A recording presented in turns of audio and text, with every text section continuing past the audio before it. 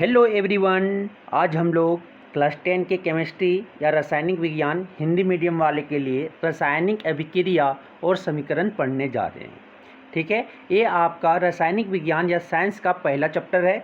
चलिए बिना लेट किए हुए आज हम लोग इसमें जानेंगे, इसको इंग्लिश में क्या बोलते हैं, केमिकल रिएक्शंस और एंड इक्वेशंस। तो इसके हम सारी डिटेल्स में आज पढ़ेंगे। ठीक है, बिना लेट किए हुए स्टार्ट करते हैं। सबसे पहले रासायनिक अभिक्रिया किसे कहते हैं? रासायनिक अभिक्रिया एक वैसा प्रक्रिया है जिसमें एक या एक से अधिक पदार्थ आपस में क्या करते, मिलकर आपस में मिलकर ठीक है, आपस में मिलकर या अभिक्रिया करके नए गुणधर्म वाले पदार्थ का निर्माण करते हैं, तो उसे हम क्या कहते हैं, रासायनिक अभिक्रिया कहते हैं सर। फॉर एग्जांपल आपका घर में देखते होंगे खाना पक रहा है, फ्रूट का पकना, ठीक है, डेली है आपका डेली यूजेज जो लैब के आसपास आपका हो रहा है आसपास, उसे हम क्या कहेंगे रासायनिक अभिक्रिया कहेंगे। रासायनिक अभिक्रिया अगर क्या होता है, न्यू बॉन्ड का टूटना, वर्ल्ड बॉन्ड का, पुराना बॉन्ड का टूटना, बंध को टूटना, ठीक है, और आपका न्यू बंध का, नया बंध का बनना होता है रासायनिक अभिक्रिया में। रासायनिक अभिक्रिया जैसे H2 और O2 मिलकर क्या बन रहा है, वाटर बन रहा है सर। तो यहाँ पे हाइड्रोजन और ऑक्सीजन क्या कर रहा है, रासायनिक अभिक्रिया में भाग लेकर एक नए गुणधर्म वाले मतलब कि नए प्रॉपर्टी वाले क्या बना रहा है, पदार्थ निर्माण कर रहा है, जिसका नाम क्या है सर, जल है, वाटर है। तो इसे हम क्या कहेंगे, रासायनिक अभिक्रिया कहेंगे। और आपका वायु में संपर्क में आने से क्या, जंग का लगना, जंग का आयरन में जंग लगना, ये क्या है, आपका रासायनिक अभिक्रिया है सर। भोजन का पकना, ये भी क्या है, आपका रासायनिक अभिक्रिया। हमारे शरीर में भोजन का पचना, ये भी क्या है, ये भी हम आप कह सकते हैं रासायनिक अभिक्रिया है। हम जो श्वसन करते हैं, श्वसन मतलब सांस लेते हैं, ये भी क्या है, आपका रासायनिक अभिक्रिया है। तो रासायनिक अभिक्रिया में मैग्नीशियम को, ये बेस्ट एग्जाम्पल है आपका एनसीईआरटी। मैग्नीशियम को जब ऑक्सीजन के साथ जलाते हैं सर, बर्न करते हैं, तो क्या बनता है, न्यू प्रोडक्ट बनता है, न्यू, ठीक है, न्यू पदार्थ, आपका नया गुणधर्म वाले पदार्थ बनता है, क्या बनता है, MgO, मैग्नीशियम ऑक्साइड बनता है। तो इसका नाम क्या है, ये आपका रासायनिक अभिक्रिया का एग्जाम्पल है। ठीक है, दो या एक से अधिक पदार्थ आपस में मिलकर क्या बनाए, नए गुणधर्म वाले पदार्थ का निर्माण करे, तो उसे हम रासायनिक अभिक्रिया कहते हैं। आगे चलते हैं सर। रासायनिक अभिक्रिया की पहचान, आइडेंटिफिकेशन या कैरेक्टरिस्टिक्स ऑफ केमिकल रिएक्शंस के कैसे पहचान करोगे? तो केमिकल रिएक्शंस का पहचान ताकि पता लगा सके कि अभिक्रिया संपन्न हुआ या नहीं, मीन्स कि अभिक्रिया जो आपका केमिकल रिएक्शन है वो एंड हुआ या नहीं, उसको पहचान करने के लिए जब कोई अभिक्रिया संपन्न होता है तो इसमें आप ऐसे पहचान सकते हो। किस तरह से? पदार्थ की अवस्था में परिवर्तन, अवस्था मतलब कि सॉलिड था लिक्विड में चेंज हो गया या गैस में चेंज हो गया, गैस था सॉलिड में या लिक्विड में चेंज हो गया, मीन्स कि वहाँ पे आपका क्या अवस्था में, पदार्थ की अवस्था में क्या होगा, परिवर्तन, चेंज दिखेगा, बदलाव दिखेगा सर। फिर रंग में परिवर्तन, बहुत सारे रिएक्शन या अभिक्रिया में क्या होता है, रंग का बदलाव होता है। वो क्या, कलर से कलरलेस हो गया, या आपका कलरलेस था पहले, वो फिर क्या हो गया, कलर हो गया। फिर या ब्लू कलर पहले था, फिर क्या हो गया, आपका ग्रीन कलर हो गया। तो वहाँ पे आपका अभिक्रिया में क्या दिखेगा, रंग का परिवर्तन दिखेगा।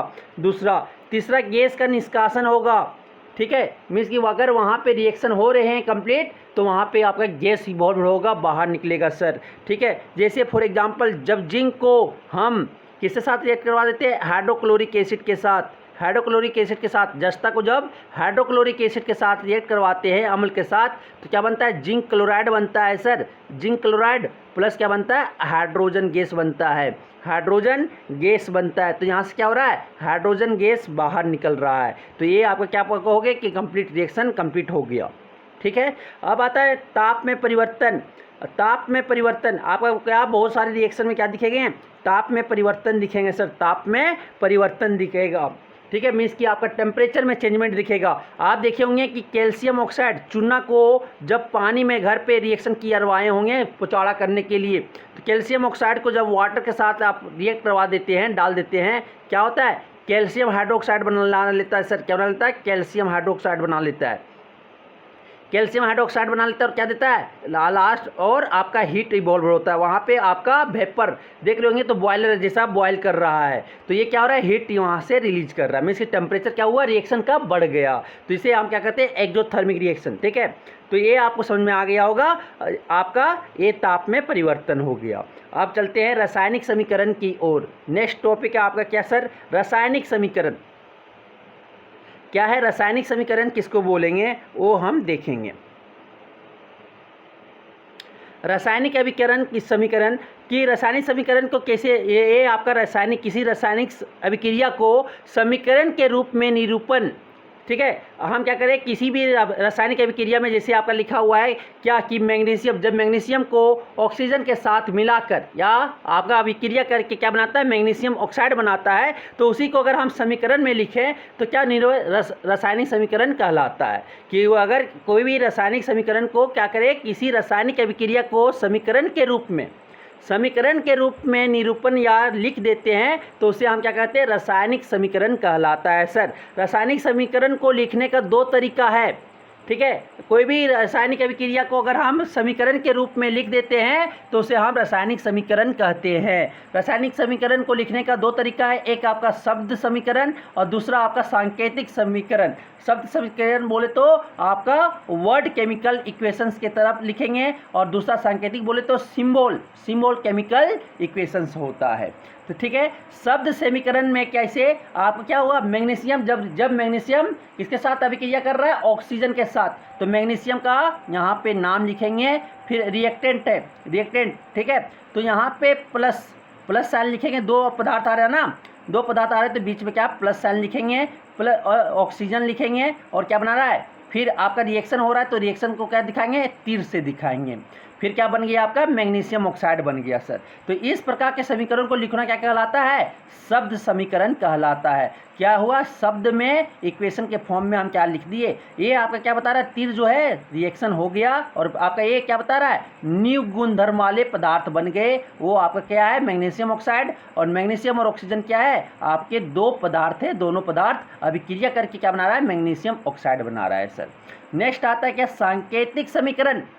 सांकेतिक समीकरण किसको करेंगे कि आप मैग्नीशियम के सिंबल पढ़े होंगे। ठीक है, सांकेतिक पढ़े होंगे कि कैसे डिनोट करते हैं इसको, मैग्नीशियम को Mg से करते हैं सर और ऑक्सीजन को O2 से, फिर क्या बनेगा दोनों से आपका मैग्नीशियम ऑक्साइड का फॉर्मूला क्या हो जाता है MgO हो जाता है। क्या होता है MgO मैग्नीशियम ऑक्साइड का फॉर्मूला है। तो जब Mg और O2 रिएक्ट करता है तो क्या बनाता है मैग्नीशियम ऑक्साइड MgO बनाता है। सर ये इक्वेशन को बैलेंस होना चाहिए, समीकरण को बैलेंस्ड होना चाहिए, मीन्स कि आपका ये बराबर होना चाहिए नंबर ऑफ एटम्स। ठीक है, जो अणु है वो बराबर होने चाहिए लेफ्ट साइड में और आपका राइट साइड में, बाईं की ओर और दाईं की ओर दोनों क्या बराबर होना चाहिए। सर इस प्रकार के समीकरण को कैसे लिखने को क्या कहते हैं सांकेतिक तरीका कहते हैं। इस प्रकार के समीकरण को लिखने को क्या कहते हैं सांकेतिक तरीका कहते हैं। सर अब आता है रासायनिक अभिक्रिया के समीकरणों के भाग। ठीक है, आपके रासायनिक अभिक्रिया के समीकरण के भाग आपके एक होते हैं अभिकारक और दूसरा और होते हैं देखेंगे। ठीक है, रासायनिक अभिक्रिया में के समीकरणों के दो भाग होते हैं, एक आपका अभिकारक होता है, इसको इंग्लिश में क्या बोलते हैं रिएक्टेंट बोलते हैं। सर क्या बोलते हैं रिएक्टेंट बोलते हैं, रिएक्टेंट बोलते हैं, रिएक्टेंट बोलते हैं। वे पदार्थ जो किसी अभिक्रिया में भाग लेते हैं उसे क्या कहलाता है अभिकारक कहलाता है। जो पदार्थ अभिक्रिया में क्या कर रहा है पार्टिसिपेट कर रहा है भाग लेता है उसे हम क्या कहते हैं अभिकारक कहते हैं। Sir for example Mg plus O2 क्या बना रहा है आपका MgO बना रहा है। जब मैग्नीशियम ऑक्सीजन के साथ ये क्या कर रहा है अभिक्रिया कर रहा है तो क्या बना रहा है MgO बना रहा है, मैग्नीशियम ऑक्साइड बना रहा है। तो यहाँ पे आपका Mg मैग्नीशियम और ऑक्सीजन क्या है सर अभिकारक है, मैग्नीशियम और ऑक्सीजन क्या है अभिकारक है। तो ऊपर के समीकरण में जो मैग्नीशियम और ऑक्सीजन का अभिक्रिया में भाग लेते हैं इसलिए उसे क्या कहते हैं अभिकारक कहते हैं। सर तो अभिकारक आपको समझ में आ गया, अभिकारक को इंग्लिश में क्या कहते हैं रिएक्टेंट कहते हैं। सर चलते हैं अब नेक्स्ट टॉपिक की ओर। अभी आपका ये केमिकल रिएक्शंस में दो आपका क्या बोल सकते हैं रासायनिक अभिक्रिया में दो भाग होते, एक आपका अभिकारक और दूसरा क्या उत्पाद। उत्पाद को इंग्लिश में क्या बोलते हैं सर प्रोडक्ट, क्या बोलते हैं प्रोडक्ट बोलते हैं, क्या बोलते हैं प्रोडक्ट बोलते हैं। तो किसी रासायनिक अभिक्रिया के दौरान नए बनने वाले पदार्थों को क्या कहते हैं? उत्पाद कहते हैं सर। अगर कहीं किसी भी रासायनिक अभिक्रिया में क्या बन रहा है? नया पदार्थ बन रहा है, नए पदार्थ बन रहे हैं वहाँ पे, तो उसे हम उत्पाद कहते हैं, उत्पाद कहते हैं। ठीक है। मैग्नीशियम जब ऑक्सीजन के साथ रिएक्ट किया सर, तो क्या बनाया? अभिक्रिया करके क्या बनाया? MgO, मैग्नीशियम ऑक्साइड बनाया। तो मैग्नीशियम ऑक्साइड आपका क्या हो गया? उत्पाद हो गया। मैग्नीशियम ऑक्साइड क्या हो गया? उत्पाद हो गया। तो यहाँ पे आपका जो MgO है वो Mg मैग्नीशियम और ऑक्सीजन से मिलकर भाग लेके नया पदार्थ बना है। क्या बना है? Magnesium oxide. तो मैग्नीशियम ऑक्साइड क्या हो गया? यहाँ पे उत्पाद हो गए। समझ में आ गया? अब आता है नेक्स्ट, रासायनिक समीकरणों को लिखना। रासायनिक समीकरण को कैसे हम लोग लिखते हैं? तो रासायनिक समीकरण में एक रासायनिक अभिक्रिया को प्रदर्शित करता है। रासायनिक समीकरण क्या है? एक रासायनिक अभिक्रिया को क्या करता है? प्रदर्शित, शो करता है सर, शो करता है। उसके बाद इसलिए रासायनिक समीकरण में क्या होता है? तीर के निशान के बाईं ओर अभिकारकों को लिखा जाता है। तीर के बाईं ओर क्या लिखा जाता है सर? अभिकारक लिखा जाता है। क्या लिखा जाता है? अभिकारक। और तीर के राइट साइड, तीर के दाहिनी ओर, ठीक है, तीर के दाहिनी ओर क्या लिखा जाता है? उत्पाद लिखा जाता है, उत्पाद लिखा जाता है। और अगर एक से ज़्यादा आपका अभिकारक है तो बीच में क्या लगाया जाता है? प्लस लगाया जाता है। उत्पाद में भी एक से ज़्यादा उत्पाद है, एक से ज़्यादा उत्पाद है तो क्या लगाया जाता है? प्लस लगाया जाता है। सॉरी, इसको समझने के लिए देखिए क्या हुआ। जिंक जब सल्फ्यूरिक एसिड के साथ, अम्ल के साथ, जिंक जब जस्ता, जब जिंक आपका सल्फ्यूरिक एसिड अम्ल के साथ, सल्फ्यूरिक अम्ल के साथ रिएक्ट किया, जिंक प्लस H2SO4, दो अभिकारक है सर, दो अभिकारक है। कौन कौन? जिंक और सल्फ्यूरिक अम्ल। ये दोनों के बीच में क्या प्लस साइन लगाए, फिर क्या एरो लगा रहे, तीर, तीर लगाए। फिर प्रोडक्ट में या उत्पाद में मेरा क्या बना? जिंक सल्फेट और क्या बना? हाइड्रोजन गैस बना। तो आपके दो आपके उत्पाद बन रहे हैं, इसलिए बीच में क्या आ गया? प्लस साइन आ गया। तो अभिकारकों के बीच में क्या लगाना? पहले तीर देना है, तीर के बाईं ओर क्या लिखना है? अभिकारक लिखना है। और अभिकारक एक से ज़्यादा है तो क्या देना है? प्लस साइन देना है। ठीक है, बाईं ओर। और दाईं ओर, तीर के दाईं ओर क्या उत्पादों के बीच में क्या देना है? प्लस चिन्ह देना है। और ठीक है, प्लस चिन्ह। अगर दो से ज़्यादा उत्पाद है, एक से ज़्यादा उत्पाद है तो क्या देंगे? प्लस साइन चिन्ह देंगे सर। समझ में आ गया? रासायनिक समीकरणों को लिखना सीख गए। जैसे बोला गया क्या कि आपका H2, आपका हाइड्रोजन और ऑक्सीजन मिलकर क्या बना रहा है? आपका वाटर बना रहा है सर। क्या बना रहा है? वाटर बना रहा है। तो क्या हो जाएगा? बीच में अभिकारक दो और प्रोडक्ट क्या है? उत्पाद एक है। तो बीच में क्या करेंगे? तीर देंगे। तीर के बगल बाईं ओर क्या लिखेंगे? तीर के बाईं ओर अभिकारक लिखेंगे। अभिकारक दो है, H2 लिख दिए, O2 लिख दिए, बीच में क्या दे देंगे सर? प्लस दे देंगे। उत्पाद क्या बन रहा है? वाटर बन रहा है। तो वाटर सिंगल है तो वाटर इसी तरह छोड़ देंगे। अगर उत्पाद मेरा एक से ज़्यादा रहता तो क्या लिखते? बीच में प्लस साइन देते। समझ में आ गया? अब चलते हैं नेक्स्ट की। नेक्स्ट अब होता है क्या? रासायनिक अभिक्रियाओं में अवस्था परिवर्तन को प्रदर्शित करना। रासायनिक अभिक्रिया में अवस्था, क्या क्या अवस्था को शो करना, परिवर्तन को शो करना। रासायनिक समीकरण में तत्वों के प्रतीक के रासायनिक सूत्र, उनकी भौतिक अवस्था जैसे ठोस, द्रव, लिक्विड, गैस के साथ लिखे होते हैं। कि रासायनिक समीकरण में जैसे आप बोलो तो यहाँ पे H2 और क्या लिखे सर? O2 लिखे। क्या बनाया? वाटर बनाया। तो H2 मेरा क्या है? गैस है सर। और मेरा ऑक्सीजन क्या है? गैस है। वाटर भी बन रहा है तो क्या बन रहा है? गैस के फॉर्म में बन रहा है। और दूसरा एग्जांपल देखो तो यहाँ पे क्या है? आपका हाइड्रोजन भी गैस था, अभिकारक भी गैस था और आपका उत्पाद भी क्या? गैस है। नेक्स्ट अगर एग्जाम्पल देखते तो Mg+O2, मैग्नीशियम और ऑक्सीजन जब मिल के आपका क्या बनाता है सर? मैग्नीशियम ऑक्साइड बनाता है। क्या बनाता है? मैग्नीशियम ऑक्साइड बनाता है। तो मैग्नीशियम आपका क्या है? सॉलिड है। आपका O2 क्या है? ऑक्सीजन गैस है सर। फिर उसके बाद आपका MgO क्या है? आपका सॉलिड है। तो इस तरह से आपको क्या करना है? उसके अवस्था बताने हैं। आपके अभिकारक के, रासायनिक अभिक्रिया के सभी अभिकारक का और आपका क्या बोलते हैं? उत्पाद का, दोनों का बताना होता है, लिख देना होता है। उससे संकेतिक आपका कर सकती हो। दूसरा आपके इसके अलावा आवश्यक परिस्थितियों जैसे तापमान, दाब, उत्प्रेरक इत्यादि के वो तीर के निशान के ऊपर या नीचे दिखाया जाता है। इसके अलावा आप ठोस, ये अवस्था तो बता दिए रासायनिक समीकरण के में, रासायनिक सूत्र का जो अवस्था है वो आप बता दिए तत्वों के। ठीक है, तत्वों के प्रतीक के साथ आप क्या? ठोस, लिक्विड अवस्था उसके बता दिए। अब नेक्स्ट जो आपको उसमें बताना है कि जो आपके किस स्थिति में कितना टेम्परेचर, तापमान में या दाब में, प्रेशर में या उत्प्रेरक कैटेलिस्ट में आपका लिया जा रहा है, वो आपको तीर के ऊपर या नीचे लिखना पड़ता है। ठीक है। जलीय विलयन को हम क्या लिखते हैं? एक्वस लिखते हैं, एक्वस सोल्यूशन। जलीय विलयन को क्या है? एक्वस सोल्यूशन के लिए क्या लिखेंगे? एक्वस के फॉर्म में बना रहा है तो एक्यू लिख देते हैं। अभिक्रिया में उत्पन्न गैस के लिए क्या हो? ऊपर एरो लिखेंगे। क्या लिखेंगे? ऊपर एरो लिखेंगे। ऊपर एरो डिनोट क्या कर रहा है? गैस आपका बन रहा है, वहाँ पे क्या गैस बन रहा है, गैस उत्पन्न हो रहा है। तो अभिक्रिया की दिशा को दर्शाने के लिए, अभिक्रिया का दिशा दर्शाने के लिए क्या आपका तीर जो है राइट साइड पर दर्शाते हैं। किधर? Right side. तीर की जो डायरेक्शन होता है या दिशा जो होता है वो किधर होता है? दाईं ओर होता है सर।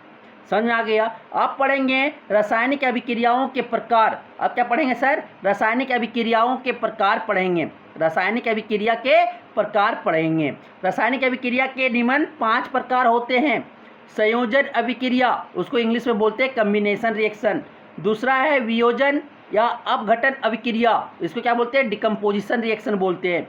विस्थापन अभिक्रिया, उसे क्या बोलते हैं? डिस्प्लेसमेंट रिएक्शन बोलते हैं।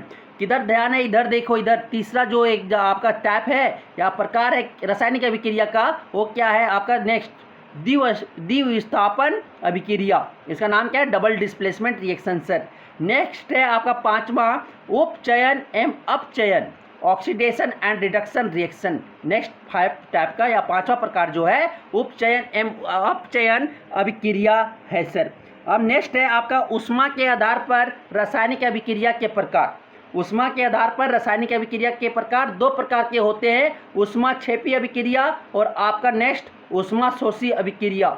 ऊष्मा क्षेपी अभिक्रिया किसको बोलते हैं? एंडोथर्मिक रिएक्शन को बोलते हैं। जो हीट को क्या करे? एब्जॉर्ब कर ले सर, सोख ले, उसे आप क्षेपी मतलब क्या होता है? वो अपने आप को क्या कर रहा है? सोख ले रहा है। हीट को क्या कर रहा है? अपने रिएक्शन में एब्जॉर्ब कर ले रहा है, उसे हम बोलेंगे एंडोथर्मिक रिएक्शन या ऊष्मा क्षेपी अभिक्रिया। और नेक्स्ट जो ऊष्मा शोषी अभिक्रिया। अब एक एक करके हम क्या करेंगे? इसे डिफाइन करेंगे सर। इसे क्या करेंगे? डिफाइन करेंगे।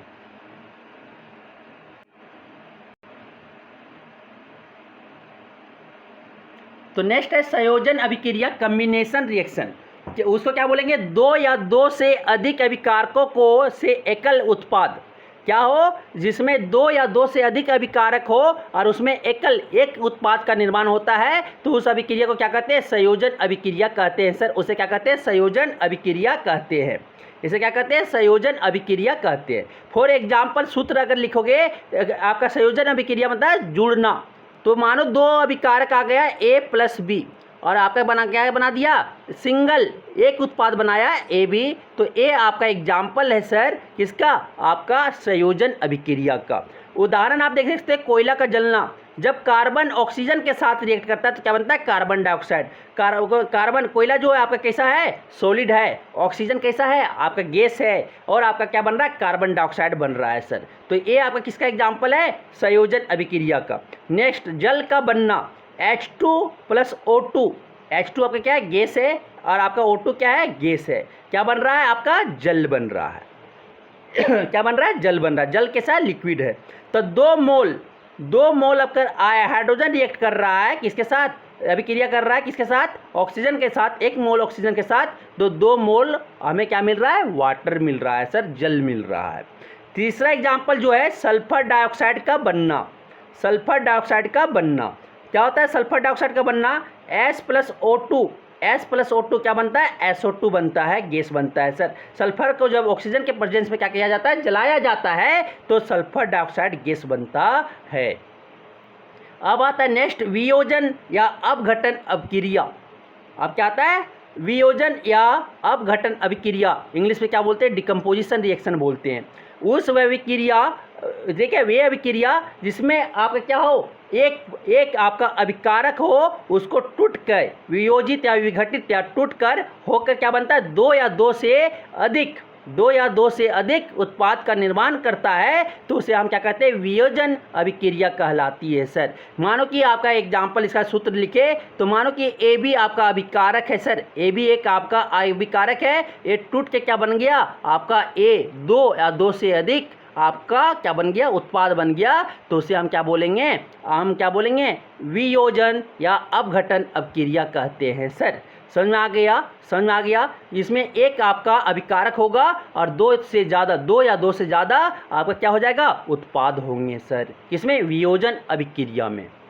वियोजन अभिक्रिया 3 प्रकार की होती है। वियोजन अभिक्रिया जो है ये आप बोल सकते हो क्या है, ये आपका अपोजिट है, उल्टा है सर। उल्टा अभिक्रिया किसका, आपका संयोजन अभिक्रिया का उल्टा है कौन, वियोजन अभिक्रिया।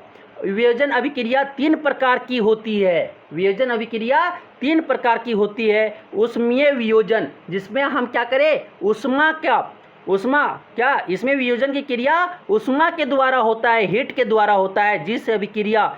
जिसमें वियोजन की क्रिया किससे हो, उष्मा के द्वारा हो, हीट के द्वारा हो, तो उसे हम क्या बोलते हैं, उष्मीय वियोजन कहते हैं। उदाहरण सर, जब फेरस सल्फेट को हमें उष्मा दे के तोड़ते हैं, उष्मा बोले था ना, हीट है, टेम्परेचर है, प्रेशर है, या आप क्या कैटलिस्ट यूज कर रहे हो, तो आपको तीर के ऊपर लिखना पड़ता है। तो यहाँ पे क्या कर रहे हैं, यहाँ पे आप फेरस सल्फेट को सिंगल अभिकारक है, एक अभिकारक है, उष्मा देके उसे क्या कर रहे हैं, तोड़ रहे हैं। तो किसमें टूट रहा है, आपका ferric oxide Fe2O3 plus SO2 और क्या दे रहा है, SO3 दे रहा है सर।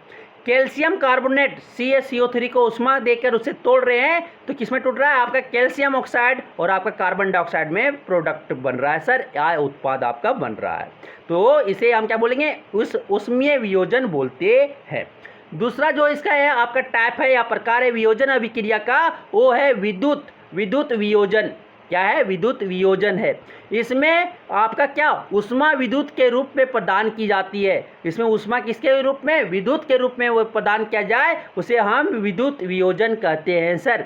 जिस वियोजन की क्रिया किससे, उष्मा विद्युत के द्वारा किया जाए, तो उसे हम क्या बोलते हैं, विद्युत वियोजन कहते हैं। उदाहरण सर, अगर वाटर को विद्युत के द्वारा क्या किया जाता है, विद्युत इलेक्ट्रिसिटी पास करवाया जाता है उसमें, वाटर में, तो ये किसमें टूट जाता है, आपका हाइड्रोजन और ऑक्सीजन में टूट जाता है सर। वाटर में जब हम इलेक्ट्रिसिटी पास करते हैं तो उसमें क्या, आपका हाइड्रोजन और ऑक्सीजन में टूट जाता है। समझ आ गया। नेक्स्ट है आपका प्रकाशीय वियोजन, वैसा इसमें वियोजन की क्रिया किसके द्वारा किया जाता है, प्रकाशीय उष्मा के द्वारा किया जाए, उष्मा प्रकाश के द्वारा किया जाए, तो उसे हम क्या बोलेंगे, प्रकाशीय वियोजन कहते हैं सर। ये आपका एग्जाम्पल आपका ब्लैक वाइट का जो फोटोग्राफी होता है, वहाँ पे AgBr का यूज किया जाता है, सिल्वर क्लोराइड का यूज किया जाता है। तो अगर उदाहरण में, अगर सिल्वर क्लोराइड ठीक है, सिल्वर क्लोराइड बोले या ब्रोमाइड, सिल्वर ब्रोमाइड को सूर्य के प्रकाश में अगर ला देते हैं, उसे रख देते हैं, तो वो आपका सिल्वर और क्लोरीन में टूट जाएगा। और अगर आपका सिल्वर ब्रोमाइड है, सूर्य के प्रकाश में अगर उसे रख देते हैं, तो किसमें टूट जाएगा, Ag और आपका ब्रोमीन में टूट जाता है सर। ठीक है, तो इसे हम क्या बोलेंगे, प्रकाशीय वियोजन कहते हैं। इसे हम क्या कहते हैं, प्रकाशीय वियोजन कहते हैं सर। अब चलते हैं नेक्स्ट टॉपिक की ओर। अब आता है विस्थापन अभिक्रिया, उसे क्या बोलते हैं, डिस्प्लेसमेंट रिएक्शन। ठीक है, तो विस्थापन अभिक्रिया क्या होता है, अधिक अभिक्रियाशील पदार्थ क्या करते हैं, कम अभिक्रियाशील पदार्थ को उसके यौगिक से अलग कर देता है, तो उसे हम क्या कहते हैं, विस्थापन अभिक्रिया उसे कहते हैं सर। वैसा अभिक्रिया जिसमें अधिक अभिक्रियाशील, जो मतलब ज़्यादा रिएक्टिव मेटल हो या आपका सब्सटेंस हो, तो अगर वो कम अभिक्रियाशील या लेस रिएक्टिव मेटल पदार्थ को क्या करें, उसके यौगिक से डिस्प्लेस कर दे, अलग कर दे, तो उसे हम क्या कहते हैं, विस्थापन अभिक्रिया कहते हैं सर। उसे हम क्या कहते हैं, विस्थापन अभिक्रिया कहते हैं।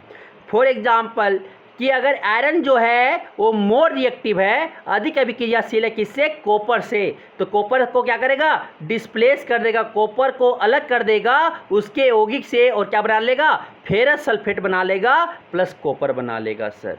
ठीक है, कॉपर बना देगा। तो यहाँ पे आयरन क्या है, अधिक अभिक्रियाशील, और कॉपर क्या है, आपका कम अभिक्रियाशील है। तो आयरन यहाँ पे आपका जो आयरन है, लोहा जो है, ठीक है, तांबा से ज़्यादा अभिक्रियाशील है, इसलिए तांबा को क्या करेगा, वो अलग कर देगा उसके यौगिक, कॉपर सल्फेट से अलग करके क्या बना देगा, लोहा आपका फेरस सल्फेट बना लेगा और कॉपर बाहर निकाल देगा। तो इस अभिक्रिया में क्या हो गया, लोहा कॉपर से अधिक अभिक्रियाशील पदार्थ है, जिससे आप कॉपर को क्या कर रहा है, उसके यौगिक कॉपर सल्फेट से अलग कर देता है, तो ये आपका क्या कहलाएगा, डिस्प्लेसमेंट रिएक्शन कहलाएगा या विस्थापन अभिक्रिया कहलाएंगे सर। नेक्स्ट एग्जाम्पल वही मैग्नीशियम आ गया और आपका क्या है, मैग्नीशियम आ गया और कॉपर सल्फेट है, क्या रिएक्शन को, तो मैग्नीशियम जो है आपका अधिक अभिक्रियाशील है किससे, कॉपर से, तो ये क्या करेगा, अभिक्रियाशील करेगा और क्या बनाएगा, मैग्नीशियम सल्फेट बनाएगा और कॉपर को क्या करेगा सर, बाहर निकाल देगा, कॉपर को क्या करेगा, बाहर निकाल देगा। समझ में आ गया, समझ में आ गया। अब आता है नेक्स्ट, आपका आता है द्विविस्थापन अभिक्रिया, उसको इंग्लिश में क्या बोलते हैं, double displacement reaction, double displacement reaction, द्विविस्थापन अभिक्रिया। एक वैसी अभिक्रिया जिसमें अभिकारक के बीच में क्या होता है, आयनों का आदान प्रदान होता है सर, आयन क्या करते हैं, एक्सचेंज करते, बदलाव करते हैं। अभिकारक के बीच में एक ऐसा अभिक्रिया है जिसमें क्या होता है, अभिकारक के बीच में क्या होता है, आदान प्रदान होता है, उसे हम क्या कहते हैं, द्विविस्थापन अभिक्रिया कहते हैं। कि अभिकारक के बीच में क्या हो गया, आपका आयंस का, आयनों का क्या हो गया, चेंज हो गया, बदलाव हो गया, आपस में चेंज कर लिए, तो उसे हम क्या कहेंगे, द्विविस्थापन अभिक्रिया कहेंगे। इस अभिक्रिया में दो विस्थापन अभिक्रिया संपन्न होता है, अतः इसे द्विविस्थापन अभिक्रिया कहते हैं। इसमें क्या, दो विस्थापन अभिक्रिया संपन्न होता है, दो इसमें विस्थापन अभिक्रिया कितना, दो आते हैं, इसलिए इसे हम क्या बोलते हैं, द्विविस्थापन अभिक्रिया कहते हैं। द्विविस्थापन अभिक्रिया के समान सूत्र क्या, मान लो ए बी प्लस क्या बनाया, सी डी है, तो क्या बना लेगा आपका ए डी प्लस क्या बना लिया, सी डी बना लिया, ए बी प्लस क्या बी आपका सी बी बना लिया। तो क्या हुआ, यहाँ पे आयंस का एक्सचेंज हो गया, आयंस का एक्सचेंज हो गया सर, आयंस क्या, ये जो है डी के साथ रिएक्ट कर गया और बी जो है सी के साथ रिएक्ट करवा गया, क्या बना लिया, A D plus C B बना लिए।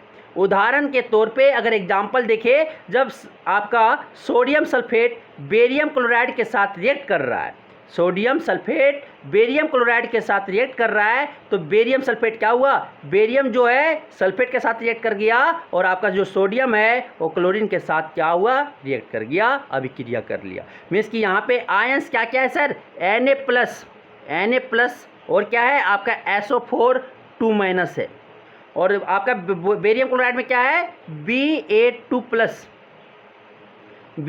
प्लस और आपका क्या है, क्लोरीन माइनस है। तो क्या करेगा, आपका सोडियम जो है नेगेटिव, पॉजिटिव है तो किसके साथ, ये आपका धनात्मक है तो किसका साथ बनाएगा, आयंस एक्सचेंज जो होगा ये सोडियम क्लोराइड बना लेगा एक, और आपका बेरियम 2 प्लस ये देखो पॉजिटिव है, ये आपका क्या है, SO4 2 माइनस क्या है, नेगेटिव है, तो ये इसके साथ आपका प्रोडक्ट बना लेगा, क्या बना लेगा, BaSO4 बना लेगा, BaSO4 बना लेगा। ठीक है, तो यहाँ पे आपका जब दो, ठीक है, यहाँ पे क्या होता है, आयनों का, अभिकारक के बीच में आयनों का क्या होता है, एक्सचेंज होता है, आदान प्रदान होता है। अब नेक्स्ट है NaOH प्लस सल्फ्यूरिक एसिड, आपका सोडियम हाइड्रोक्साइड और आपका सल्फ्यूरिक एसिड है, तो क्या दोनों में ये आपका क्या होगा, आयनों का, अभिकारक में आयनों का एक्सचेंज होगा और क्या बना लेगा, सोडियम जो है ये सल्फेट के साथ रिएक्ट कर जाएगा और H2 है जो किसके साथ, OH के साथ रिएक्ट कर जाएगा, तो क्या बना लेगा, Na2SO4 और आपका वाटर बना लेगा सर। ठीक है, नेक्स्ट है NaCl प्लस AgNO3, क्या बना लेगा, AgCl और आपका सोडियम नाइट्रेट बना लेगा। ठीक है, तो यहाँ पे किसे बोलेंगे, अभिकारकों के बीच आयनों का आदान प्रदान होता है तो उसे हम द्विविस्थापन अभिक्रिया कहते हैं सर। अब आता है नेक्स्ट, क्या आता है, उपचयन एवं अपचयन अभिक्रिया, इसको इंग्लिश में क्या बोलते हैं, ऑक्सीडेशन एंड रिडक्शन रिएक्शन। इसी का दूसरा नाम है रिडॉक्स रिएक्शन। क्या है, रिडॉक्स रिएक्शन। तो उपचयन, ऑक्सीडेशन रिएक्शन किसको बोलेंगे, किसी पदार्थ में क्या हो, ऑक्सीजन का बढ़ना या अथवा हाइड्रोजन का घटना, ठीक है, हाइड्रोजन का डिक्रीज होना, तो उसे हम क्या बोलेंगे, उसे हम उपचयन कहते हैं सर। जिसमें ऑक्सीजन का ऐड होना, वृद्धि होना, बढ़ना और हाइड्रोजन का ह्रास होना या घटना, तो उसे हम क्या कहते हैं, इस दोनों को हम उपचयन कहते हैं सर। फॉर एग्जाम्पल कार्बन को जब ऑक्सीजन के साथ रिएक्ट करवा देते हैं तो क्या बना रहा है, कार्बन डाइऑक्साइड बना रहा है। क्या बना रहा है, कार्बन डाइऑक्साइड। तो यहाँ पे आपका क्या, कार्बन में क्या हो रहा है, ऑक्सीजन का ऐड हो रहा है सर, इसीलिए हम क्या कहेंगे, ऑक्सीडाइज्ड कहेंगे। क्या हुआ, कार्बन जो है क्या हो गया, ऑक्सीडाइज्ड हो गया। तो कार्बन में ऑक्सीजन की वृद्धि होती है या कार्बन डाइऑक्साइड में उपचयित होता है, इसलिए क्या हो गया, ऑक्सीडाइज्ड हो गया।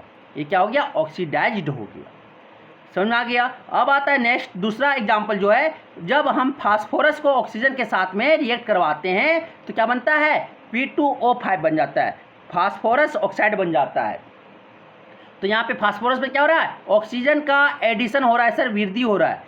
आपका फास्फोरस में ऑक्सीजन का वृद्धि होती है, इसलिए यहाँ पे क्या बन रहा है, P2O5 बन रहा है, जिसमें क्या हो रहा है, उपचयित हो रहा है, ऑक्सीडाइज हो रहा है, उपचयित हो रहा है, ऑक्सीडाइज हो रहा है। नेक्स्ट एग्जांपल, H2S Br के साथ रिएक्ट कर रहे हैं तो यहाँ पे क्या बना रहा है, HBr बना रहा है और आपका क्या, S बना रहा है। तो यहाँ पे क्या हो रहा है, H2S में क्या हो रहा है, नेगेटिव आयंस, ठीक है, नेगेटिव नॉन मेटल इलेक्ट्रोनेगेटिव जितना ज़्यादा जुड़ेगा उसका ऑक्सीडाइज उतना ही ज़्यादा होगा।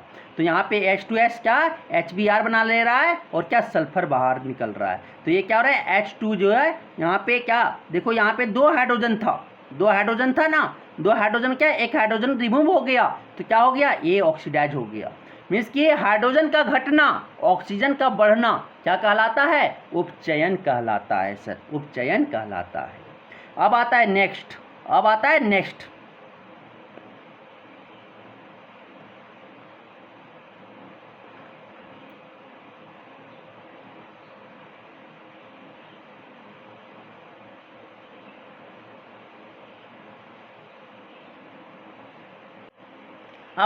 अपचयन अभिक्रिया, रिडक्शन रिएक्शन। ठीक है, किसी पदार्थ में क्या हो, हाइड्रोजन का वृद्धि हो, उल्टा, उपचयन का उल्टा, हाइड्रोजन की वृद्धि हो और ऑक्सीजन का क्या हो, घटाव हो, उसका डिक्रीमेंट हो। ठीक है, हाइड्रोजन का वृद्धि और आपका ऑक्सीजन अथवा ऑक्सीजन का वृद्धि हो, क्या हो, घटना हो अथवा दोनों हो, तो उसे हम क्या कहलाएंगे, अपचयन कहते हैं, अपचयन अभिक्रिया कहते हैं सर।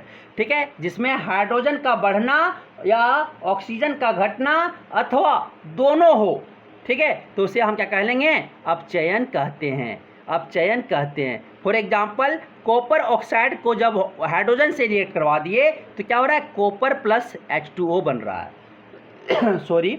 तो यहाँ पे देख रहे होंगे कॉपर ऑक्साइड में क्या, कॉपर में ऑक्सीजन क्या हो रहा है, डिक्रीमेंट हो रहा है, ऑक्सीजन घट रहा है। तो यहाँ पे क्या हो जा रहा है, ये अपचयनित हो जा रहा है, अपचयनित हो रहा है। कॉपर ऑक्साइड जो है, कॉपर में क्या हो जा रहा है, अपचयनित हो जा रहा है, रिड्यूज हो रहा है, घट जा रहा है सर।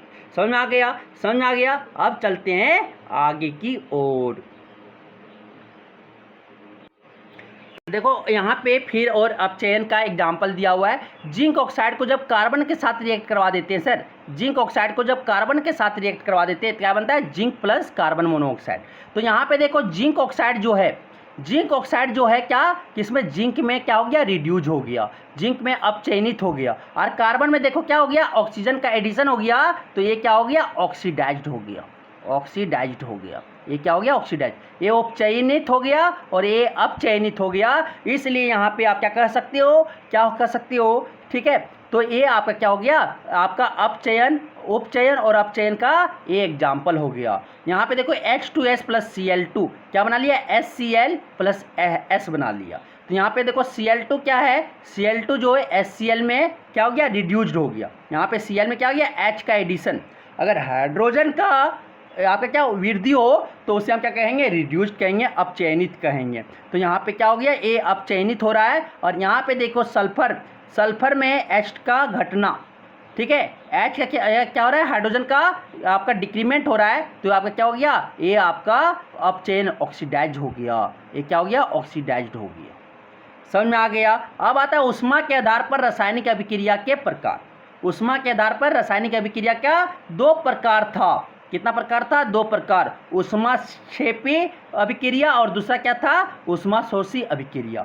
ऊष्माक्षेपी अभिक्रिया जिसमें क्या ऊष्मा बाहर दे, ठीक है, इसको एक्सोथर्मिक रिएक्शन कहते हैं। और ऊष्माशोषी जो एब्जॉर्ब करता है, ठीक है, उसे हम क्या बोलते हैं, ऊष्माशोषी एंडोथर्मिक रिएक्शन। अब आता है क्या, वे अभिक्रिया जिसमें अभिक्रिया के दौरान क्या हो, ऊष्मा निकलती हो, वैसा अभिक्रियाएं जिसमें अभिक्रिया के समय क्या हो, ऊष्मा का बाहर निकलना। एग्जाम्पल दिए थे ना, कैल्शियम को ऑक्साइड को जब वाटर में डाल देते हैं सर, तो यहाँ से क्या बनता है, कैल्शियम हाइड्रोक्साइड, कैल्शियम हाइड्रोक्साइड बन जाता है, और क्या आपका हीट एनर्जी बाहर रिलीज होता है, वहाँ हीट बाहर रिलीज होता है। तो उसे हम क्या कहेंगे, ऊष्माक्षेपी अभिक्रिया कहेंगे सर।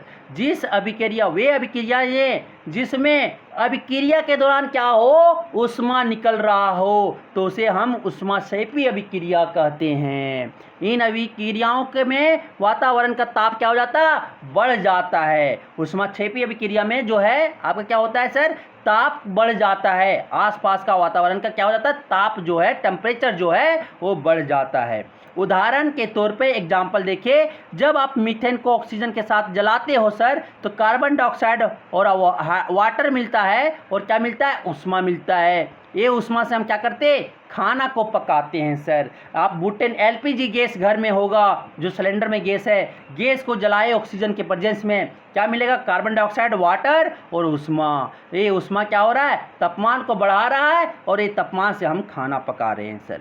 श्वसन भी एक ऊष्माक्षेपी अभिक्रिया का उदाहरण है। जो श्वसन हम लोग सांस लेते हैं, ये भी ऊष्माक्षेपी का क्या है, अभिक्रिया है सर, जिसमें कोशिकाएं श्वसन के दौरान क्या होता है, ऊष्मा मुक्त करती है, ऊष्मा बाहर छोड़ती है। कोशिकाएं जो है वो एनर्जी को, हीट एनर्जी को रिलीज करती है, बाहर छोड़ती है। कब, श्वसन के दौरान, जब हम लोग सांस लेते हैं। साग सब्जियों या सड़े गले घास फूस या पेड़ों के पत्तों का विघटन, डिकम्पोजिशन ऑफ आपका वेस्ट मटेरियल, जैसे साग सब्जी हो गया, सड़े गले घास फूस हो गया, पेड़ों के पत्ते हो गए, उसका विघटन भी क्या है, उसका जो कंपोस्ट का बनना है वो भी आपका ऊष्माक्षेपी अभिक्रिया है। वहाँ पे भी आपका क्या हो रहा है, एनर्जी, ऊष्मा आपका बाहर निकलती है। उस अभिक्रिया के दौरान आपका एनर्जी जो है, ऊष्मा जो है वो बाहर निकलती है सर, थ्रू आउट। और वहाँ पे क्या होता है, टेम्परेचर जो ताप है उसका बढ़ जाता है आसपास का। तो ऊष्माक्षेपी अभिक्रिया आपको समझ में आ गया होगा। अब चलते हैं ऊष्माशोषी अभिक्रिया की ओर। ऊष्माशोषी अभिक्रिया क्या है, वे अभिक्रिया जिसमें ऊष्मा का क्या हो, शोषण होता है, वो अपने अंदर सोख लेता है। उस अभिक्रिया को हम क्या बोलेंगे, ऊष्माशोषी अभिक्रिया कहते हैं सर। ऊष्माशोषी रासायनिक अभिक्रिया में क्या होता है, ऊष्मीय ऊर्जा बंद ऊर्जा में परिवर्तित हो जाती है। क्या हो जाता है, ऊष्मीय ऊर्जा जो है वो बंद ऊर्जा, बल्कि बॉन्ड बनाने में की ऊर्जा में क्या हो जाता है, परिवर्तन, चेंज हो जाता है। इन क्रियाओं का वातावरण क्या हो जाता है, इन क्रियाओं में वातावरण का जो ताप है वो क्या हो जाता है, कम हो जाता है। मीन्स कि ऊष्माशोषी अभिक्रिया में टेम्परेचर जो है, वातावरण का ताप वो क्या हो जाता है, घट जाता है सर। उदाहरण के तौर पे क्या होता है, BaOH2 को बेरियम हाइड्रोक्साइड को जब एमोनियम क्लोराइड के साथ रिएक्ट करवा देते हैं, तो यहाँ पे क्या हीट आपको देना पड़ता है। वो हीट को क्या करता है, एब्जॉर्ब कर लेता है, और क्या बना लेता है, बेरियम क्लोराइड और एमोनियम हाइड्रोक्साइड बना लेता है सर। एक एग्जाम्पल, फोटोसिंथेसिस, जो आपका पेड़ पौधे ने खाना पकाता है, उसका नाम क्या है, फोटोसिंथेसिस। फोटोसिंथेसिस जो है आपका ऊष्माशोषी अभिक्रिया का एग्जाम्पल है, उदाहरण है सर। तो ऊष्माशोषी अभिक्रियाएं और ऊष्माक्षेपी अभिक्रियाएं आपको समझ में आ गया होगा। अब आता है रिडॉक्स रिएक्शन, इसको बोलते हैं रिडॉक्स अभिक्रिया। ठीक है, अब आता क्या, रिडॉक्स अभिक्रिया। रिडॉक्स अभिक्रिया क्या बोलते हैं, ऐसी अभिक्रिया जिसमें अभिक्रिया के दौरान एक अभिकारक उपचयित होता है, जबकि दूसरा अपचयित होता है, उसे रिडॉक्स अभिक्रिया कहते हैं। जिसमें एक क्या होता है, ऑक्सीडाइज होता है, एक अभिकारक क्या होता है, ऑक्सीडाइज होता है, और दूसरा क्या हो जाता है, रिड्यूस्ड होता है, तो उसे हम रिडॉक्स अभिक्रिया कहते हैं सर। जिसमें दोनों हो, आपका ऑक्सीडेशन भी हो, उपचयन क्रिया भी हो, और अपचयन अभिक्रिया भी हो, तो उसे हम क्या बोलेंगे, रिडॉक्स रिएक्शन बोलेंगे सर। दूसरे शब्दों में बोले, जब किसी अभिक्रिया के दौरान उपचयन की क्रिया एवं अपचयन की क्रिया एक साथ होता है, जिसमें दौरान आपका उपचयन की क्रिया और अपचयन की क्रिया दोनों एक साथ होता है, तो उसे हम रिडॉक्स अभिक्रिया कहते हैं। फॉर एग्जाम्पल, उदाहरण, जिंक ऑक्साइड जब कार्बन के साथ रिएक्ट कर रहा है सर, अभिक्रिया कर रहा है, तो क्या बना रहा है, उत्पाद में जिंक और कार्बन मोनोऑक्साइड बना रहा है, जिंक और कार्बन मोनोऑक्साइड बना रहा है। तो कार्बन देखो, जिंक जिसमें ऑक्सीजन का क्या हो, आपका घटना होता है, मीन्स कि वो हटना होता है, तो उसे हम रिड्यूस्ड कहते हैं। और जिसमें ऑक्सीजन का एडिशन होता है उसे हम क्या कहते हैं, ऑक्सीडाइज कहते हैं। तो यहाँ पे देखो कार्बन में क्या हो गया, ऑक्सीजन का ऐड हो गया, तो उसे क्या कहेंगे, उपचयित हिंदी में, और इंग्लिश में क्या बोलेंगे, ऑक्सीडाइज। और जिंक में देखो ऑक्सीजन का क्या हो रहा है, रिमूव हो रहा है, तो उसे क्या बोलेंगे, रिड्यूस्ड बोलेंगे। ऑक्सीकारक इंग्लिश में बोलते हैं ऑक्सीडाइजिंग एजेंट, ऑक्सीडेंस या ऑक्सीडाइजर। तो वह पदार्थ जो उपचयन के लिए ऑक्सीजन देता है या अपचयन के लिए हाइड्रोजन को हटाता है, तो उसे ऑक्सीकारक कहते हैं।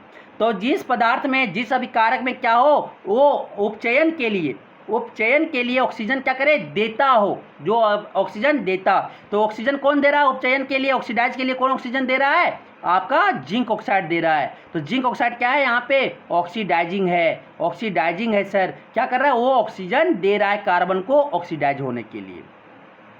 ठीक है। अवकारक एजेंट, अवकारक किसको बोलेंगे, रिड्यूसिंग एजेंट। वो पदार्थ जो ऑक्सीजन के हटने के लिए उत्तरदायी होता है, ऑक्सीजन के लिए हटने के लिए उत्तरदायी होता है, अपचयन के लिए हाइड्रोजन देता है, तो उसे हम अवकारक कहलाता है, तो उसे हम क्या कहते हैं, अवकारक कहते हैं। तो वो पदार्थ में क्या, ऑक्सीजन का हटना, ऑक्सीजन किससे हट रहा है, जिंक ऑक्साइड से हट रहा है। क्या हो रहा है, जिंक ऑक्साइड से हट रहा है सर, जिंक ऑक्साइड से हट रहा है। तो जिंक ऑक्साइड से क्या हो रहा है, ऑक्सीजन हट रहा है। ठीक है, हटने के लिए उत्तरदायी हो वह पदार्थ जो रिड्यूसिंग एजेंट किसको बोलेंगे, जो ऑक्सीडाइज हो रहा है। ठीक है, वह पदार्थ जो ऑक्सीजन के हटने के लिए उत्तरदायी होता है अथवा अपचयन के लिए हाइड्रोजन देता है, अपचयन के लिए हाइड्रोजन देता है और उत्तरदायी होता है ऑक्सीजन, और ऑक्सीजन के हटने के लिए उत्तरदायी होता है। तो कौन हट रहा है यहाँ पे, कार्बन में, कार्बन जो है आपका क्या हो जाएगा, रिड्यूसिंग एजेंट हो जाएगा, खुद को ऑक्सीडाइज होके दूसरे को रिड्यूस। कार्बन क्या कर रहा है, ऑक्सीजन हटा रहा है, किसका, जिंक ऑक्साइड का। तो कौन हटा रहा है यहाँ पे, ऑक्सीजन को हटाने के लिए कौन उत्तरदायी है, कार्बन है। तो कार्बन आपका क्या हो गया, आपका रिड्यूसिंग एजेंट हो गया, और आपका ऑक्सीडाइजिंग एजेंट कौन हो गया, जिंक ऑक्साइड हो गया। तो आपका अभिकारक में ही आपका ऑक्सीकारक और अवकारक को ढूंढना है, जिससे ऑक्सीजन हट रहा है, ठीक है, और जिसमें ऑक्सीजन हट रहा है उसे आप बोल देना ऑक्सीकारक बोल देना। ठीक है, ये खुद को रिड्यूस होके, खुद को अपचयित होके दूसरे को क्या कर रहा है, उपचयित कर रहा है। समझ में आ गया। अब चलते हैं नेक्स्ट आगे की ओर। उदाहरण देखो, कॉपर ऑक्साइड जब हाइड्रोजन के साथ रिएक्ट कर रहा है तो कॉपर प्लस क्या बन रहा है, वाटर बन रहा है सर, कॉपर प्लस क्या बन रहा है, वाटर बन रहा है। तो यहाँ पे देखो कॉपर में ऑक्सीजन, कॉपर ऑक्साइड से क्या बन रहा है, कॉपर बन रहा है। तो ऑक्सीजन का क्या हो रहा है, रिमूवल ऑफ ऑक्सीजन हो रहा है, ऑक्सीजन का हट रहा है, इसलिए हम इसे क्या कहते हैं, रिडक्शन कहते हैं। इसे क्या कहते हैं, रिडक्शन कहते हैं, अपचयित कहते हैं। क्या कहते हैं, अपचयित कहते हैं। और यहाँ पे देखो हाइड्रोजन में क्या हो रहा है, ऑक्सीजन का एडिशन हो रहा है, तो इसे क्या बोलेंगे, एडिशन ऑफ ऑक्सीजन, ऑक्सीजन का क्या हो रहा है, वृद्धि हो रहा है, तो इसे हम क्या कहते हैं, उपचयित कहते हैं। क्या कहते हैं, उपचयित कहते हैं। तो उपचयित पदार्थ यहाँ पे क्या हो गया, हाइड्रोजन किसमें चेंज हो रहा है, ऑक्सीजन का हेड हो रहा है, जिसमें ऑक्सीजन का हेड हो उसे हम क्या कहते हैं, उपचयित पदार्थ कहते हैं। तो उपचयित पदार्थ कौन है, H2, जिसमें ऑक्सीजन की क्या होता है, वृद्धि होता है। दूसरा क्या, अपचयित पदार्थ कौन है, कॉपर ऑक्साइड में क्या हो रहा है, जिसमें ऑक्सीजन का ह्रास हो, घटना होता है, उसे हम क्या कहते हैं, कॉपर ऑक्साइड। ठीक है, उसे हम अपचयित पदार्थ कहते हैं।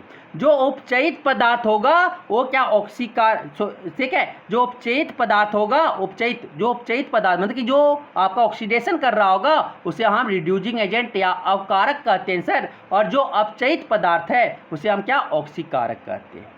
समझ में आ गया। तो उल्टा आपका लेना है। तो ऑक्सीकारक का क्या है यहाँ पे, कॉपर ऑक्साइड, जो उपचयन के लिए ऑक्सीजन क्या कर रहा है, प्रदान कर रहा है, जो उपचयन के लिए आपका ऑक्सीडेशन के लिए क्या ऑक्सीजन प्रदान कर रहा है, कॉपर ऑक्साइड प्रदान कर रहा है। इसीलिए कॉपर ऑक्साइड क्या है, आपका ऑक्सीडाइजिंग एजेंट है, या हिंदी में बोले तो ऑक्सीकारक है। जो ऑक्सीजन के हया से घटाने के लिए उत्तरदायी हो, कौन है, अवकारक कौन है, उसको रिड्यूसिंग एजेंट बोलते हैं, हाइड्रोजन क्या कर रहा है, कॉपर ऑक्साइड का ऑक्सीजन बाहर निकालने के लिए, घटाने के लिए कौन रेडी है, हाइड्रोजन सर। तो हाइड्रोजन यहाँ पे क्या हो गया, अवकारक हो गया। तो उपचयन का प्रभाव हमारे दैनिक जीवन में ऑक्सीडेशन रिएक्शन का प्रभाव हमारे दैनिक जीवन में आसपास होते रहती है, जिसमें से धातुओं का संरक्षण एवं खाद्य पदार्थों का विकृति गंधित हो जाना सामान्य उदाहरण है, जो उपचयन अभिक्रिया के प्रभाव से होता है। उपचयन का प्रभाव हमारे आसपास बहुत देखने को मिलता है, जैसे धातु में क्या होना, ऑक्सीडेशन लग जाना, ऑक्सीजन का वृद्धि हो जाना वहाँ पे, और क्या लोहा का जंग लगना, क्रोजन लगना, ये सब क्या है, एग्जाम्पल है आपके किसका, उपचयन का।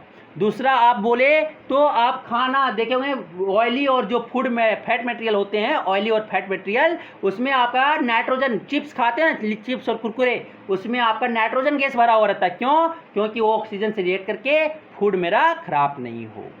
ठीक है, अब आता है संसारण। संसारण किसको बोलते हैं, इंग्लिश में बोलते हैं इसको क्रोजन।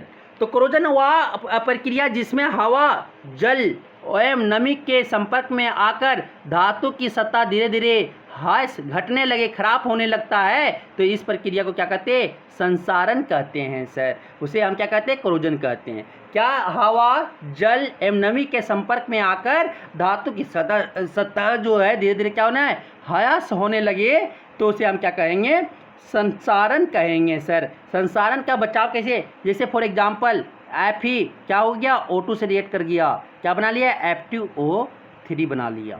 फिर Fe3 क्या, वाटर से रिएक्ट कर गया, क्या बना लेगा, क्रोजन बना लेगा, Fe2O3.X वाटर बना लेता है सर। तो ये आपका रस्टिंग ऑफ आयरन का क्या हो गया, फार्मूला हो गया। तो संसारण से बचाव, प्रिवेंटिंग ऑफ क्रोजन, क्रोजन को कैसे कैसे बचाया जा सकता है, जस्तीकरण करके।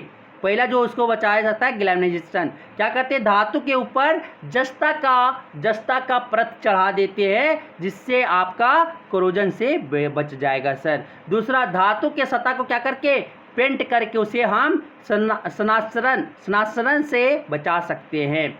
धातु की सतह पर तेल लगाकर या ग्रीस लगाकर हम क्या, क्रोजन से क्या कर सकते हैं, बचा सकते हैं सर। जस्तीकरण क्या होता है, किसी धातु की सतह पर, अभी बोले ना, विद्युत लेपन द्वारा जस्ते की पतली परत चढ़ाने की प्रक्रिया को जस्तीकरण कहते हैं। किसी धातु की सतह पर विद्युत लेपन द्वारा, विद्युत लेपन मतलब इलेक्ट्रिसिटी के द्वारा एक लेप चढ़ाया जाता है, किसका, जिंक का या जस्ते का पतली परत चढ़ाया जाता है, उस प्रक्रिया को क्या कहते हैं, जस्तीकरण कहते हैं। अब आता है विकृत गंधिता। विकृत गंधिता किसको बोलेंगे, विकृत गंधिता हम बोलते हैं रेंसिडिटी को इंग्लिश में। भोजन में उपस्थित वसा एवं तेल का वायु जनित उपचयन, जिससे उसका स्वाद एवं गंध बदलकर बदबूदार हो जाता है। भोजन का इस प्रकार खराब होना विकृत गंधिता कहलाता है। कि भोजन में उपस्थित वसा या तेल जो प्रेजेंट है उसमें वायु जनित से क्या उपचयन होकर उसका स्वाद में या गंध में क्या हो जाता है, बदलाव हो जाता है, बदलकर बदबूदार हो जाता है। ठीक है, आपका स्मेल उसका खराब हो जाता है, तो उसे हम क्या बोलते हैं, उसे विकृत गंधिता रेंसिडिटी कहते हैं सर। कुरकुरे लेज का एग्जाम्पल है। कुरकुरे लेज अगर आप खाते होंगे उसमें, तो उसमें क्या नाइट्रोजन गैस भरा इसलिए जाता है नाइट्रोजन गैस, क्योंकि वो खाना को, तेल और ऑयली खाना को क्या कर सके, बचा सके। ठीक है, ऑक्सीडेशन या उपचयन से बचा सके। ठीक है, इसको रोकने की निम्न विधियाँ। रेंसिडिटी को कैसे रोक सकते हैं, रेंसिडिटी वसा तेल खाद्य पदार्थ को कैसे विकृत गंधिता से बचाव कर सकते हैं। ठीक है, वसा एवं तेलीय खाद्य पदार्थ को एंटीऑक्सीडेंट डालने से इसे विकृत गंधित होने से बचाया जा सकता है। नाइट्रोजन का एडिशन, ठीक है, नाइट्रोजन का ऐड कर दे खाद्य पदार्थ में, तो क्या उससे विकृत गंधित मतलब रेंसिडिटी से बचाया जा सकता है। खाद्य पदार्थों के पैकिंग के समय बर्तन से ऑक्सीजन गैस को हटा ना कर नाइट्रोजन गैस से भरा जाता है। एंटीऑक्सीडेंट डाल दिए, नाइट्रोजन गैस डाल के उसको विकृत गंधित से क्या बचाया जा सकता है। उपचयन की दर को कम करने के लिए वायु मुक्त बर्तन में, कांच के बर्तन में रख के हम क्या कर सकते हैं, उपचयन से बचा सकते हैं। रेफ्रिजरेटर में रखकर खाद्य पदार्थों के विकृत गंधिता से बचा सकते हैं। रेफ्रिजरेटर में रखकर, ठीक है, कांच के बर्तन में रखकर, ठीक है, नाइट्रोजन गैस भर के, ठीक है, एंटीऑक्सीडेंट डाल के विकृत गंधिता से हम लोग फूड को, ऑयली वसा और तेलीय खाद्य पदार्थों को हम लोग बचा सकते हैं। ठीक है, होने से समझ आ गया। अब चलते हैं आगे की ओर। अब आता है रासायनिक समीकरण को संतुलित करना। कि रासायनिक समीकरण अभी तो लिख लिए थे, अब उसको बैलेंस कैसे करेंगे। जैसा कि हम जानते हैं द्रव्यमान संरक्षण नियम के अनुसार किसी भी रासायनिक अभिक्रिया में द्रव्यमान का ना तो निर्माण होता है ना ही विनाश होता है, इसलिए अभिकर्मक और उत्पादों ठीक है अभिकर्मक और उत्पादों का द्रव्यमान हमेशा बराबर होना चाहिए। हम जैसे जानते हैं कि क्या द्रव्यमान जो है वो संरक्षण के अनुसार जो रासायनिक अभिक्रिया में द्रव्यमान का तो ना बन रहा है ना क्या हो रहा है, विनाश हो रहा है। तो क्या हो रहा है, तो आपका अभिकारक ठीक है अभिकारक और आपका उत्पाद दोनों क्या होना चाहिए, द्रव्यमान का हमेशा दोनों साइड बराबर होना चाहिए। इसलिए हमें क्या करना पड़ता है, रासायनिक समीकरण को संतुलित बराबर करना पड़ता है, बैलेंस करना पड़ता है। तो कैसे बैलेंस करेंगे वो देखेंगे। तो रासायनिक अभिक्रिया के पहले एवं उसके बाद में प्रत्येक तत्वों के परमाणुओं की संख्या समान होनी चाहिए। मीन्स की रासायनिक अभिक्रिया का पहले जो आपका अभिकारक में और आपका उत्पाद में दोनों साइड क्या होना चाहिए, तत्वों के परमाणु को बराबर होना चाहिए। रासायनिक अभिक्रिया जिसमें अभिकर्मक तथा उत्पाद, अभिकारक और उत्पाद के प्रत्येक तत्वों के परमाणुओं की संख्या क्या होना चाहिए, बराबर होनी चाहिए, तो संतुलित अभिक्रिया कहलाती है। उदाहरण Fe(H2O), Fe को दो अभिकारक है, आयरन और क्या, वाटर, जल, दोनों को जब रिएक्ट करवा दिया तो क्या बना दिया, Fe3O4 प्लस H2 गैस बाहर निकलता है। तो उसको हम बैलेंस कैसे करेंगे, तो प्रत्येक सूत्र को पहले क्या बनाइए, बॉक्स बना दीजिए। जैसे Fe को बॉक्स में डाल दिए, वाटर को किसमें, जल को बॉक्स में डाल दिए, ठीक है, और Fe3O4 को बॉक्स में डाल दिए, H2 को भी क्या बॉक्स में डाल दिए। बॉक्स के अंदर में कोई बदलाव नहीं होना चाहिए, बॉक्स के अंदर हमें कुछ चेंज नहीं करना चाहिए। वहाँ पे हम नहीं लिख सकते 2, यहाँ पे 3 है तो 3 यहाँ पे नहीं लिख सकते, ठीक है। बॉक्स के अंदर आपको कुछ छेड़छाड़ नहीं करना है, या आपको ध्यान देना है। दूसरा स्टेप क्या करना है, असंतुलित समीकरणों में उपस्थित विभिन्न प्रकार के तत्वों के परमाणुओं का सूची बनाइए एवं गिनती कीजिए। इस प्रकार से क्या बनाना है, सूची बनाना है कि आपके अभिकारक तत्वों के परमाणु का सूची बनाना है कि अभिकारक में क्या है और उत्पाद में क्या है। तो ठीक है, तत्व देखो आपका क्या, आयरन है Fe है सर, हाइड्रोजन है H है, और क्या है, ऑक्सीजन O है। आप देखो अभिकारक के परमाणु की संख्या, अभिकारक में कितना आपका परमाणु की संख्या है। आयरन जो है आपका सर आपका कितना है, 1 है, आपका हाइड्रोजन कितना है, 2 है, और आपका ऑक्सीजन कितना है अभिकारक में, 1 है। अब देखो उत्पाद के परमाणुओं की संख्या, उत्पाद के परमाणु की संख्या आप गिनना है उत्पाद के तरफ। आप देखो क्या, आयरन कितना है सर, 3 है, आयरन कितना है, 3 है, ऑक्सीजन कितना है, 4 है, और आपका हाइड्रोजन कितना है, 2 है। अब पहले ये देखिए कि अब हमें ये देखना है, पहले ये देखिए कि किस तत्व के परमाणु की संख्या सबसे अधिक है। पहले हमें अब ये देखना है कि किस तत्व का जो परमाणु सबसे अधिक है उसको देखना है। तो सबसे ज़्यादा किसका है, यहाँ पे आप देख सकते हो, तो Fe3O4 में ऑक्सीजन 4 है। तो यह अभिकारक या उत्पाद की ओर से हो सकता है, ये दोनों साइड से हो सकता है, अभिकारक की तरफ से भी या उत्पाद की ओर से। तो यौगिक Fe3O4 में आप देखो वो जो तत्व है सबसे अधिक 4 परमाणु है उसके पास, ठीक है। आपका उत्पाद में देखो ऑक्सीजन 4 है, तो आप क्या करो, तब हमें यह समीकरण प्राप्त होता है। तो 4 है, तो ऑक्सीजन के परमाणु की संख्या को बराबर करने के लिए क्या करेंगे, वाटर के साथ गुणांक करेंगे, 4 लगाते हैं। वाटर के साथ H2O के बॉक्स के बाहर क्या लगाएंगे, 4 लगाते हैं, जिसे इस प्रकार 4H2O लिख सकते हैं, लिखेंगे, तब हमें आ समीकरण प्राप्त होगा। तो क्या, वाटर के आगे क्या लगा देंगे, 4 लगा देंगे। तो यहाँ पे देखो क्या हो जाएगा, Fe के बॉक्स के बाहर Fe4 वाटर, फिर क्या Fe3O4 और आपका H2 हो जाएगा। बॉक्स को बॉक्स के अंदर ही रखना है और बॉक्स के बाहर लिखना है, मतलब जो नंबर आप मल्टीप्लाई करोगे वो बॉक्स के बाहर लिखना है। अब चलते हैं आगे, नेक्स्ट स्टेप 3 बोलता है अगला अधिकतम परमाणु वाला तत्व कौन हो गया, Fe है। अगला क्या है, Fe है, कहाँ पे, आपका Fe3O4 में, किधर, उत्पाद के साइड में। जिसे ठीक उसी नियम से संतुलित करना है, अभिकारक की ओर Fe के साथ गुणांक किससे लगाएंगे, 3 लगाएंगे, जिसपे क्या हो जाएगा, 3Fe प्राप्त होगा, 3 आयरन प्राप्त होगा, तब समीकरण होगा। तो क्या हो जाएगा, इसमें 3 लगा दिया आगे, 3Fe प्लस 4 वाटर, 4 जल, और आपका क्या बनाएगा, Fe3O4 प्लस H2। अब देखो अंत में हम दोनों पक्षों के हाइड्रोजन परमाणु को संतुलित करेंगे, ठीक है। दोनों पक्षों के दोनों, आपका अभिकारक की ओर और आपका उत्पाद की ओर, अब क्या हाइड्रोजन को क्या करेंगे, हाइड्रोजन परमाणु को संतुलित करेंगे। तो 3 आयरन, आपका 4 वाटर और Fe3O4। अब हाइड्रोजन देखो कितना है इधर 2, इधर कितना है 4, 8। तो क्या लगेंगे, हाइड्रोजन के आगे क्या कर देंगे 4 लगा देंगे। अब हम याद देखते हैं कि यह समीकरण पूरी तरह संतुलित है, ये समीकरण पूरा संतुलित है। देखो 3 हाइड्रोजन का परमाणु है लेफ्ट साइड में, राइट साइड में भी 3 है। आपका 4 ऑक्सीजन है लेफ्ट साइड में, राइट साइड में भी ऑक्सीजन आपका 4 है परमाणु, ठीक है। और आपका 8 हाइड्रोजन परमाणु है किधर, आपका लेफ्ट साइड में, राइट साइड में भी कितना 8 हो गए। तो इस तरह से आप क्या कर सकते हो, कोई भी केमिकल या रासायनिक अभिक्रिया या बोल सकते हैं रासायनिक अभिक्रिया या रासायनिक समीकरण को आप क्या कर संतुलित कर सकते हैं इस प्रोसेस से। आपको क्या करना है फिर आप आगे कि अभिकारक और उत्पादों की भौतिक अवस्था को दर्शाना। रासायनिक अभिक्रिया में तत्वों की भौतिक अवस्था को दर्शाने के लिए निम्न चिन्हों का उपयोग किया जाता है। ठोस के लिए S, द्रव के लिए L और गैस के लिए G। अवस्था जलीय विलयन के लिए एक्वस सॉल्यूशन के लिए AQ। इसके अलावा कुछ आवश्यक परिस्थितियां जैसे रासायनिक अभिक्रिया के लिए तापमान, दबाव और उत्प्रेरक की उपस्थिति को तीर के निशान के ऊपर या नीचे लिखा जाता है, ठीक है। एक आपका दिया हुआ है Mg+O2, एक और बैलेंस करके आपको दिखा रहे हैं। Mg+O2 क्या बना रहा है, MgO बना रहा है सर। तो यहाँ पे Mg लिखेंगे, तत्व लिखेंगे, यहाँ पे ऑक्सीजन है, यहाँ पे क्या लिखेंगे, यहाँ पे रिएक्टेंट आपका अभिकारक के एटम्स, और यहाँ पे क्या लिखेंगे, आपका प्रोडक्ट के एटम्स लिखेंगे। तो यहाँ पे देखो कितना है, मैग्नीशियम 1 है सर, इधर भी प्रोडक्ट में किया मैग्नीशियम 1 है। फिर ऑक्सीजन इधर क्या है, O आपका 2 है लेफ्ट साइड में, और राइट साइड में कितना है 1 है। आप देखो सबसे ज़्यादा किधर ऑक्सीजन है, ऑक्सीजन आपका किधर है, सबसे ज़्यादा किधर है, लेफ्ट साइड में। यहाँ पे ये क्या बनाना है, बॉक्स बनाना है, बॉक्स बना दिए। तो आगे क्या करेंगे, ऑक्सीजन 2 है सबसे ज़्यादा, तो क्या करेंगे MgO पर 2 लगा देंगे।